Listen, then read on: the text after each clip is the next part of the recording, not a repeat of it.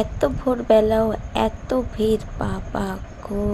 So hey hi guys, আবারও চলে এসেছি একটা নতুন ভিডিও নিয়ে। দিনটা ছিল বিপত্তারিণী পুজোর দিন, আর এরা দুজন দেখো না কি লেভেলের ঘুমাচ্ছে, আর আমাকে মণিমা দেখো 3:52 বাজে তুলে দিয়েছে। সো রেডি হতে হতে আমাদের 5:27 বেজে গেছে। আমি আর দিদি রেডি হয়ে বেরিয়ে গেছি।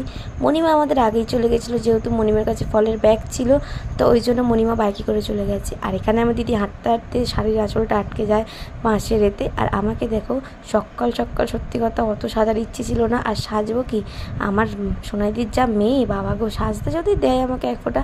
তো যাই হোক, ভোরবেলা দেখো কতই না ভালো লাগছে চার সাইডটা দেখতে। আর আমি আর দিদি গল্প করতে করতে চলে যাচ্ছি স্টেশনের দিকে।